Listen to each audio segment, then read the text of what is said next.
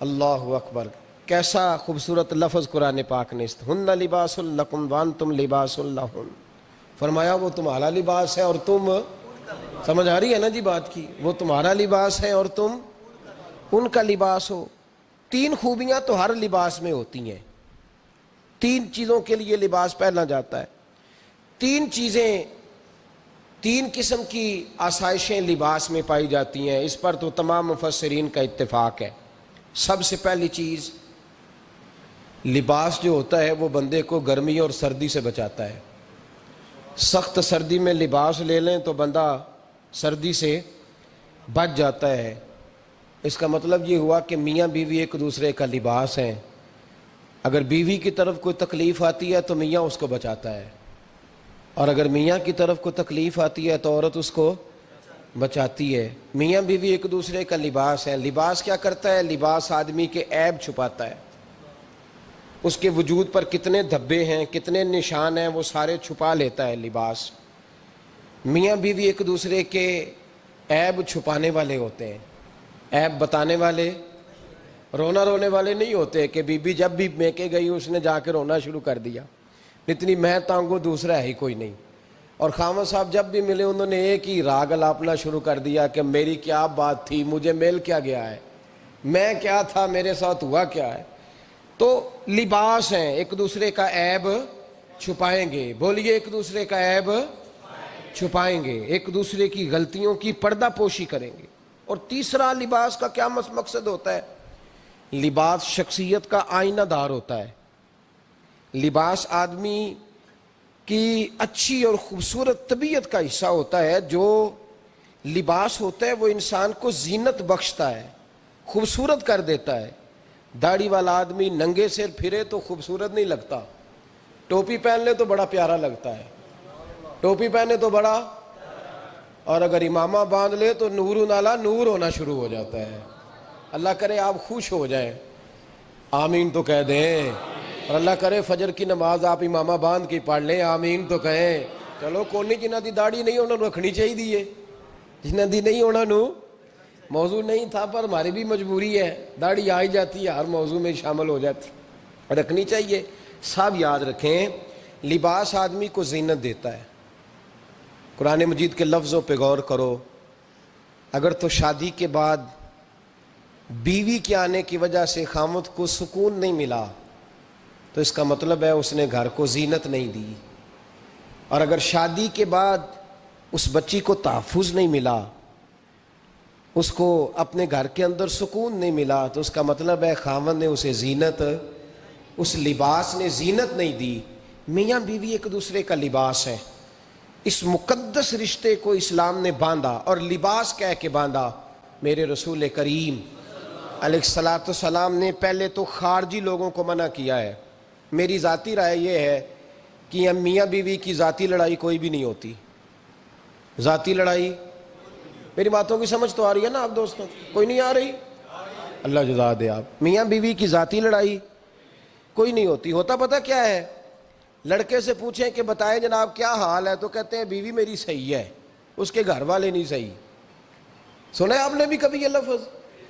تو اسی طریقے سے اگر لڑکی سے پوچھیں کہ تیرا کیا حال ہے تو کہتی ہے خاوند تو میرا دھیان رکھتا ہے، اس کی اماں نہیں خیال رکھنے دیتی۔ تو لڑائی جو ہوتی ہے وہ تیسرے آدمی کی وجہ سے ہوتی ہے۔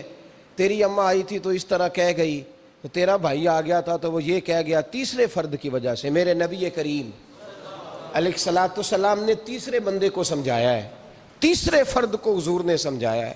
نبی پاک علیہ السلام نے فرمایا خبردار، ماں، بھائی، بیٹا، باپ سارے لحاظ کریں، بسنے دے میاں بیوی کو۔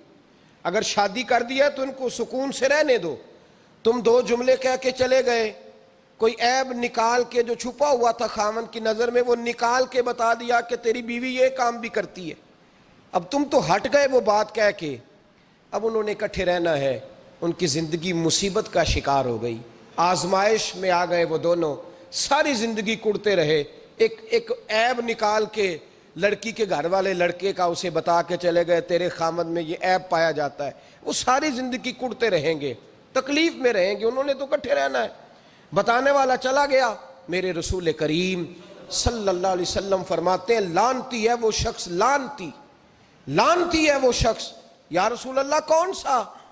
فرمایا جو بیوی کو مرد کے خلاف اکساتا ہے اور مرد کو بیوی کے خلاف اکساتا ہے، وہ لعنتی ہے، ملعون ہے، رحمت الہی سے دور ہے وہ شخص۔ انہیں قریب کرنے کی کوشش کر، تو ان کے اندر محبت پیدا کرنے کی کوشش کر۔ میرے نبی کریم علیہ الصلوۃ والسلام نے جب حضرت سیدہ فاطمہ الزہرا رضی اللہ تعالی عنہا اور جناب سیدنا علی المرتضیٰ رضی اللہ تعالیٰ عنہ کی شادی کی تو نبی پاک نے دونوں کے سر جوڑے اور دونوں کے درمیان محبت کی دعا فرمائی، دونوں کے درمیان محبت کی دعا فرمائی۔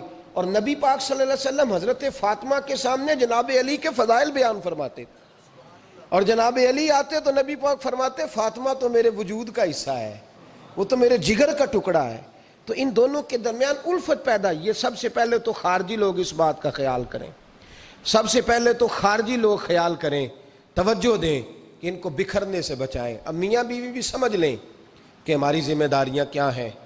مسند امام احمد بن حنبل میں حضرت ابو درداء رضی اللہ تعالیٰ عنہ سے حدیث مروی ہے، نبی کریم صلی اللہ علیہ وسلم کی بارگاہ میں ایک خاتون نے آ کے عرض کیا یا رسول اللہ صلی اللہ علیہ وسلم مجھے بتلائیے خاوند کا حق کیا ہے۔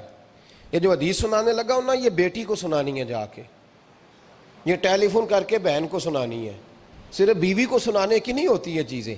یہ حدیث بیٹی کو سمجھائیں، بہن کو سمجھائیں، ان لوگوں کو سمجھائیں تاکہ، اور یہ یاد رکھیں خاوند کے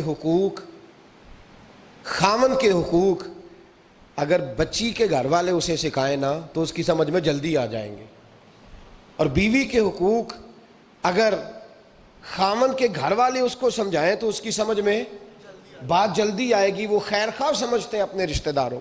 یہ والی حدیثیں ان لوگوں کو سنانی چاہیے جن لوگوں کا بچہ ہے یا بچی ہے۔ متعلقہ آدمی حقوق بیان کرے۔ جب متبادل چیز کسی کے سامنے آتی ہے تو وہ کئی دفعہ سمجھتے ہیں کہ خلوص اس میں پورا نہیں پایا جاتا۔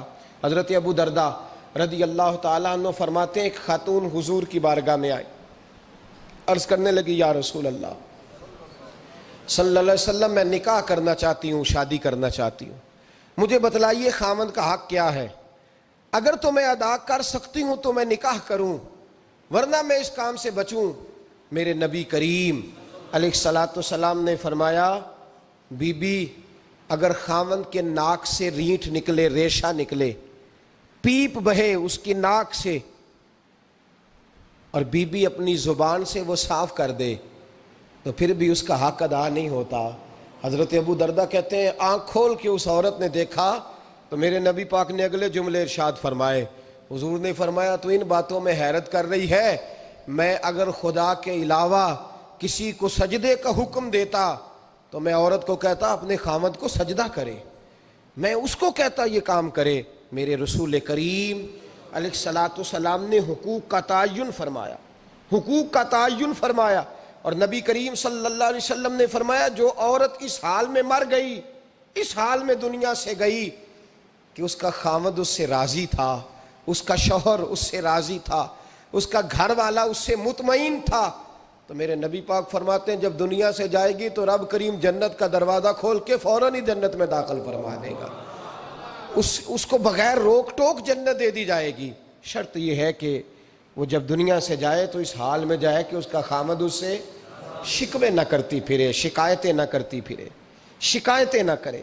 ہمارے زمانے میں شکایتیں ہوتی ہیں اور خواتین، عورتیں اس بات کو سمجھتی نہیں کہ اللہ نے جو میرے نصیب میں رکھا تھا اور جو خاوند رب نے میرے لیے پسند کیا تھا وہ اللہ نے مجھے عطا فرما دیا ہے۔ وہ شکوے کرتی ہیں، شکایات کرتی ہیں، اور دوسری عورتوں کو سامنے رکھ کے وہ فلاں کے حصے میں یہ چیز آئی، فلاں کے حصے میں یہ چیز آئی، فلاں کا خاوند یوں کرتا ہے، شکوہ کرتی ہیں۔ میرے رسول پاک علیہ السلام نے فرمایا عورتیں کثرت سے جہنم میں جائیں گی، کثرت سے۔ تو ایک صحابی رو پڑے، ایک حدیث میں لفظ یہ ہے رو پڑے، عرض کرنے لگے یا رسول اللہ وہ ہماری مائیں بھی ہیں، بیٹیاں بھی ہیں، بہنیں بھی، حضور جہنم میں جائیں گی؟ نبی پاک صلی اللہ علیہ وسلم نے فرمایا ایک تو وہ عیب جوئی کرتی ہیں، غیبتیں کرتی ہیں، دوسرا رب کا شکر ادا نہیں کرتی، اور تیسرا فرمایا اپنے خاوند کا بھی شکریہ ادا نہیں کرتی، بات بات پہ ناشکری کرتی ہیں، بات بات پہ ناشکری کرتی، اس سبب سے جہنم میں جائیں گے۔ عورت کے حقوق کا تعین فرمایا، اور ساتھ ہی میرے رسول پاک علیہ السلام نے مرد کی طرف توجہ فرمائی، اور کیا خوبصورت لفظ ارشاد فرمایا تم میں ہر آدمی اپنے آپ کو اچھا سمجھتا اور اچھا کہتا ہے، ہر آدمی کہتا ہے، لیکن کوئی اگر مجھے آ کے پوچھے گا کہ محبوب آپ کی امت میں اچھا کون ہے، تو حضور فرماتے ہیں میں اسے اچھا سمجھوں گا جو اپنے گھر والوں کے حق میں اچھا ہے، جو اپنی بیوی خیرکم لأہلہ، تم میں سے بہترین وہ ہے جو اپنے گھر والوں کے لیے اچھا ہے۔ اور فرمایا جاؤ میرے گھر جا کے پوچھ لو، وانا خیرکم لأہلی، میں تم سب سے زیادہ بڑھ کر اپنے گھر والوں کے لیے اچھا ہوں۔ تم میں بہترین وہ ہے جو اپنے گھر والوں کے لیے، بال بچوں کے لیے، بیوی کے لیے اچھا ہے۔ رسول کریم علیہ السلام نے خاوند کو حکم دیا اور ارشاد فرمایا کہ عورت ٹیڑھی لکڑی ہے، بیچاری کو اللہ نے عقل پوری نہیں دی۔ ایک بچہ چھوٹا ہوتا ہے، ہمیں پتہ ہوتا ہے کہ اس کا شعور پورا نہیں، اگر کوئی غلطی کرے تو کیا اسے نکال دیا جاتا ہے گھر سے؟ بولے، چھوٹا بچہ ہے، وہ کئی دفعہ بڑا نقصان کر دیتا ہے، آپ کیا کہتے ہیں؟ اسے مارتے ہیں، کلاڑی لے آتے ہیں اس کے لیے؟ اس طرح کرنا چاہیے، اس کے ابے کو بلا لینا چاہیے، بے عزتی کرنی چاہیے پنچایت میں بٹھا کے کہ یہ غلطی کی ہے تیرے بچے نے۔ بھائی دادا یہ کام کرتا ہے؟ بولے نا، کیوں نہیں کرتا؟ وہ کہتا ہے ہمارا بچہ نہ سمجھ ہے، اپنا پوتا ہے، ہمارا اپنا ہے، اگر ہم اس کا باہر نکالیں گے تو بڑا کام غلط ہو جائے۔ لیکن وہی ابا جی جب بہو کوئی غلطی کر بیٹھتی ہے تو پنچایت بلاتے ہیں، لوگوں کے سامنے معاذ اللہ تعالیٰ بڑی کڑوی کسیلی باتیں کرتے ہیں، ایسی باتیں کرتے ہیں کہ جو ان کی بیٹی کے بارے میں کہی جائے تو وہ کبھی پسند نہ کریں، اتنے سخت جملے کہے جاتے ہیں، بیٹی والے کو رسوا کیا جاتا ہے۔ میرے نبی کریم علیہ السلام نے فرمایا یہ ٹیڑھی لکڑی ہے، بیچاری کو اللہ تبارک و تعالیٰ نے اپنی حکمت کے تحت عقل عادی عطا فرمائی ہے، تم اگر چاہو گے سیدھی کرنا تو یہ ٹوٹ جائے گی، سیدھی نہیں ہوگی۔ حضور کیا کریں؟ فرمایا اس کے ساتھ گزارا کرو، اللہ تمہیں اجر عطا فرمائے گا، اس کے ساتھ وقت گزارو، اللہ تمہیں اس کا، یہ ذہن بنانا چاہیے خاوند کو کہ یہ، اور خاوند کی ذمہ داری ہے۔ اعلیٰ حضرت رحمۃ اللہ علیہ نے فتاوی رضویہ کی 24ویں جلد میں بالتفصیل لکھا ہے، آپ فرماتے ہیں خاوند کی ذمہ داری عورت کو کپڑا فراہم کرنا، روٹی فراہم کرنا، رہنے کے لیے گھر دینا، نان نفقے کا خیال کرنا، اور آپ فرماتے ہیں اگر وہ مطالبہ کرے تو ہفتے میں ایک دن اس کے ماں باپ سے ملانے بھی لے جا سکتا ہے۔ ہفتے میں، جی کوئی نہیں بول دے تسی، ہفتے نہیں، یہ نہیں صحیح لفظ، ہر ہفتے اے سوکھ ہے، کدوں ملان کھڑنا ہے؟ پاویں نہ بولو، گل جڑی سچی ہو تو سچی ہے، ملان کدوں لے جانا ہے؟ اچھا اپنی اماں نو روز ملتا ہے سویرے شام، تو وہ کہندی مینوں بھی اماں نو ملا لیا، تو کہندا روز نہیں جائیدا، تو تم ہی نہ ملا اپنی اماں نو روز بھائی۔ لیکن نا اعلیٰ حضرت فرماتے ہیں ہفتے میں ایک دفعہ ماں باپ سے، بولے، بیٹی کا پیار ماں باپ سے زیادہ ہوتا ہے کہ بیٹے کا؟ لو تو سارے انہوں پتہ ہے، یعنی تسی گھٹ کر دے ہو نا، تاں بیٹی دا نام لیا جے، صحیح بات کر رہا ہوں؟ تو جس کا پیار زیادہ ہے اس کو روک دیا، کہتے نہیں روز نہیں جائیدہ، سال بعد جائیں، بلکہ ان تے اللہ خیر کرے، اللہ پاک فضل کرے، داماد صاحب کی عزت ہی نہیں نہ ہوتی، اس کو آنکھوں پہ بھی اٹھائے تو کہتے ہیں تیرے گھر دے میری عزت نہیں کر دے، پتہ نہیں ان تو عزت بھائیا کیڑی شے دا نام رکھیا ہے، وہ کیڑی ہے جڑی تینوں چاہیے، اللہ ہی بہتر جانتا ہے۔ عزت نہیں کرتے تو لہذا میرا پروٹوکول نہیں، پھول لے کے کھڑے نہیں ہوتے گلی میں، وہ باہر نہیں نکلتے، وہ اشتہار نہیں چھاپتے کہ داماد صاحب آ رہے ہیں، اور ویسے بھی میں کہاں جاؤں، مطلب یہ کہ چپس بھی نہیں ہے، انہوں نے سنگ مرمر بھی نہیں لگوایا ہوا، تو میں کیسے جاؤں، میری شان کے خلاف۔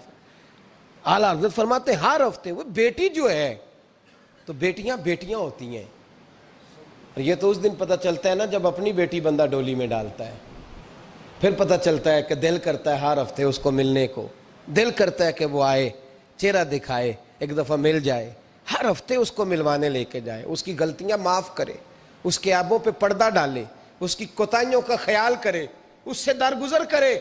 میرے نبی کریم صلی اللہ علیہ وسلم نے فرمایا میں اپنی امت کو حکم دیتا ہوں کہ اپنی بیوی سے بغض نہ پالنا، بغض نہ پیدا کرنا، کوئی غلطی کرے تو بغض نہ پیدا کرنا، بغض نہ رکھ لینا سینے میں کہ تو ہے ہی ایسی، تو ہے ہی، بغض نہ پالنا۔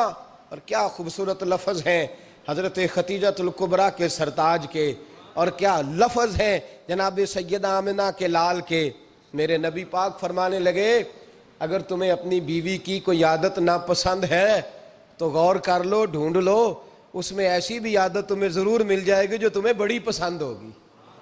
ڈھونڈ لو، غور کر لو، مل جائے گی، کوئی ایسی بھی مل جائے گی جو تمہیں بڑی پسند ہوگی، وہ بھی تمہیں مل جائے گی۔ ڈھونڈو تو صحیح، تلاش تو کرو، بغض کی اینک نہ لگانا۔